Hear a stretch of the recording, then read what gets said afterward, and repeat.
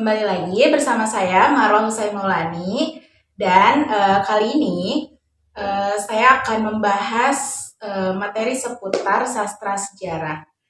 Tapi kali ini saya tidak sendirian karena akan ditemani oleh Kak Cici. Halo Kak Cici. Halo Marwa. Oke, jadi teman-teman, Kak Cici ini seorang finalis Duta Baca tahun 2024 ya Kak Cici? Iya, betul. Dan pernah memenangkan lomba cerpen tingkat internasional tahun 2022. Oke, 2022. Keren ya teman-teman. Oke, sebelumnya karena tadi kita udah tahu ya backgroundnya Kak Cici ini suka nulis dan pernah nerbitin cerpen juga. Boleh tahu nggak Kak latar belakang Kak Cici itu kenapa kok bisa suka nulis? Oke, latar belakang kenapa aku suka nulis. Yang pertama itu aku suka banget sama baca buku.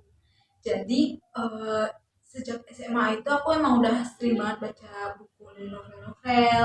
Ditambah kan pada masa itu kita lagi sampai sekarang juga masih tren si Wattpad ya. Iya. Nah, situ tuh aku udah mulai suka nulis dan mulai menulis di Wattpad juga. Dan sempat beberapa nulis cerita juga emang udah banyak juga yang baca. Tapi aku emang pada saat itu aku hanya sekedar menulis aja karena hobiku gitu. Jadi karena emang aku suka baca dan karena aku juga suka menulis dan itu yang membuat aku tertarik untuk menulis. Wow. Tapi bicara soal sastra sejarah, Kak Cici pernah nggak nulis cerita tentang tema sejarah? Untuk tema sejarah itu sendiri, aku pernah nulis sebuah cerpen itu terkait sejarah desa tempat tinggal aku. Karena pada saat itu kan aku tuh masuk sastra nih kenal juga kan karena sejarah-sejarah sastra itu. Jadi aku tertarik untuk mengenal sejarah desaku. Jadi waktu itu aku pernah sempat bikin cerpen. Judulnya tuh dari tokoh terkenal di desaku yaitu Ki Serpong. Itu sebuah cerita pendek mengenai sejarah desa tempatku tinggal. Kira-kira selama menulis genre sejarah itu ada nggak sih kesulitan atau kayak harus apa ya namanya riset dulu sebelum nulis tentang cerita dari desa tersebut?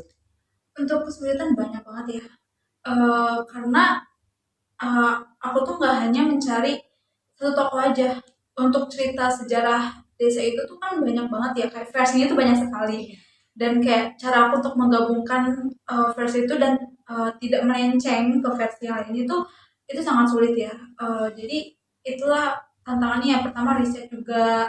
Aku berkali-kali nanya ke tokoh-tokoh yang emang dianggap tokoh terpenting gitu ya, dari kepala desa, ada juga tokoh tertuanya itu untuk riset. Dan emang agak sulit ya untuk menggabungkan banyak versi di masyarakatnya itu. Oke, menarik ya. Berarti harus benar-benar kita tahu dulu background dari desa itu kayak Iya, gimana. betul, Terus betul. juga harus tanya-tanya juga kebenaran di desa itu seperti apa ke narasumber-narasumber terkait. Tadi kan Kak Cici bilang pernah menulis di Wattpad. Ya. Menurut Kak Cici, sastra sekarang tuh sama sastra yang sebelum-sebelumnya, sebelum ada Wattpad atau sebelum ada digital, itu tuh apa sih kelebihan dan kekurangannya? Oke, selama beberapa banyak ya aku baca buku terkait karya sastra yang emang penulis-penulis lama ya dibanding sama penulis-penulis baru sekarang. Menurutku kelebihan dari penulis yang lama itu mereka melakukan risetnya itu benar-benar yang riset kayak yang benar-benar Cari tahu terjun ke banget. lapangan. Iya. Iya, benar-benar cerita banget.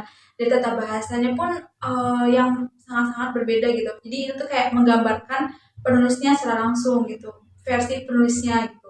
Kalau untuk karya sastra yang sekarang Digital. itu ya digital, itu mereka lebih ke ini mengikuti pasar konsumennya kan. Lebih Jadi modern. iya lebih modern, yang dimana ya kalau misalnya sekarang lagi trennya percintaan, Ya, ngikutin pasti semua genrenya tuh, semua genre novelnya itu tentang percintaan.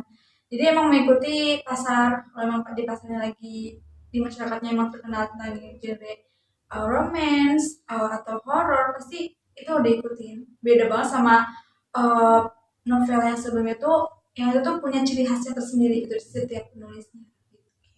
Ya kebanyakan karena sastra sekarang tuh lebih ngangkatin romance-romance ya Kak. Iya. Atau apa tuh yang angsat-angsat gitu. Iya, iya, iya, iya.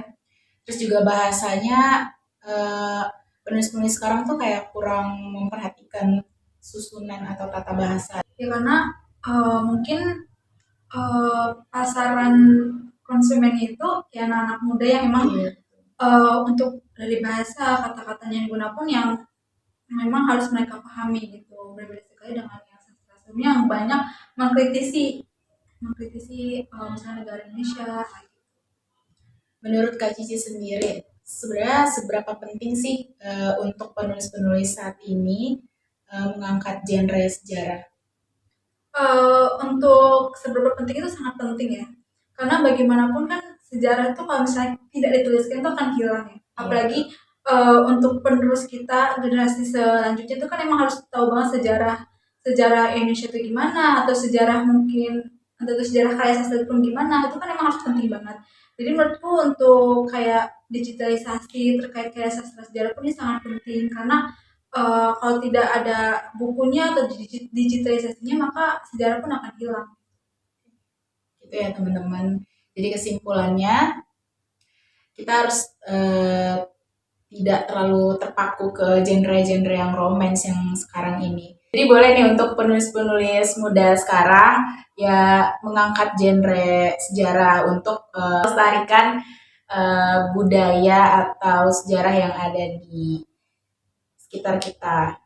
Mungkin Kak Cici boleh nih kasih tips menulis untuk teman-teman sastra yang baru mau mulai menulis. Nah, buat kalian para muda-mudi yang mau mulai nulis, kalian tuh jangan takut untuk mau mulai. Karena kalau kalian nggak mulai ya, kalian tuh akan stuck di situ aja. Kalian nggak akan maju-maju gitu. Dan dari aku tuh memulailah menulis dari apa yang ada di pikiran kalian.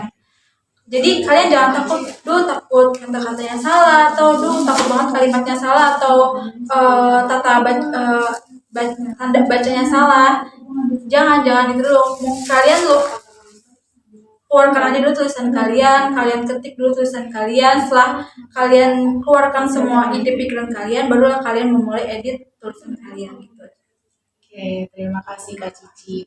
Jadi buat teman-teman penulis muda yang baru banget terjun nih, jangan pernah takut untuk coba tuangkan ide pikiran kalian, apapun itu. Jadi coba dulu aja ya Kak Cici. Ya, benar sekali. Oke, terima kasih Kak Cici untuk sesi tanya jawabnya hari ini. Kurang lebihnya mohon maaf. Sampai jumpa. Assalamualaikum warahmatullahi wabarakatuh. Waalaikumsalam.